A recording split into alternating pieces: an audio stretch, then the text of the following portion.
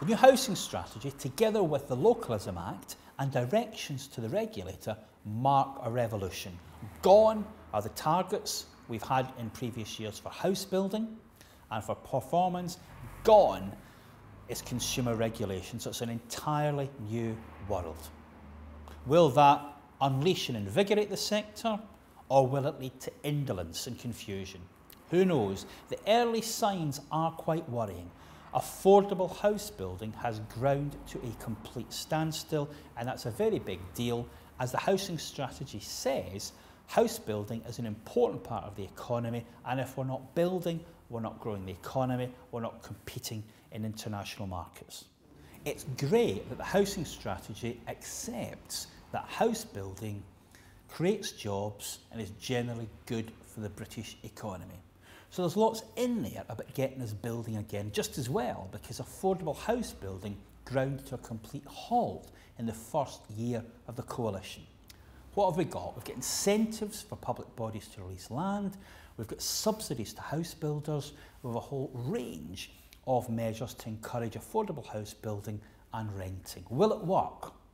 Well, if you look at the stock market reaction, so far it's lukewarm. The share prices of all the major house builders haven't budged an inch since the strategy was released. The money will come from an incredible cash call on the housing sector. Tenants will pay higher rents than ever before. Local authorities will pay billions to leave the housing revenue account system, and housing associations are being placed under unprecedented pressure by the regulator to deliver value for money, whether by tendering out services or merging or forming partnerships with other organisations. Housing Quality Network members need to respond to this housing strategy positively, as indeed does the Housing Quality Network. So if you work in housing strategy, what does this mean for your local area?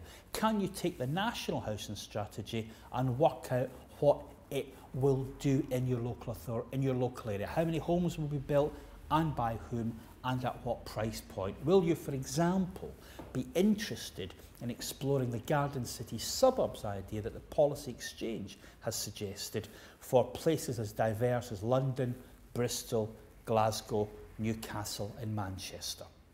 If you're a local authority landlord, well, it's time to get the calculator out and work out exactly what self-financing means for you. Can you afford to operate the stock at a reasonable level on the settlement you've been given?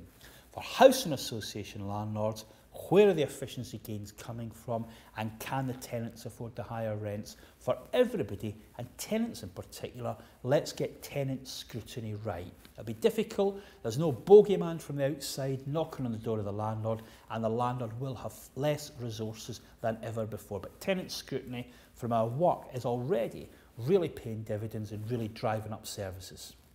HQN will be producing briefing papers and running seminars on all the big deals in the housing strategy and the localism bill. So we'll concentrate on getting resident scrutiny right. Very hard for tenants to make that work in a situation where we don't have an external regulator beating down the door of the landlord as the Audit Commission used to do, and when the landlord has less money and more pressure than it's ever had before. It's a tough time for members, so HQN is keeping costs low and producing briefings and seminars on all the important aspects of the housing strategy. If you don't think we're doing enough, if you think there's something you could contribute, please tell us.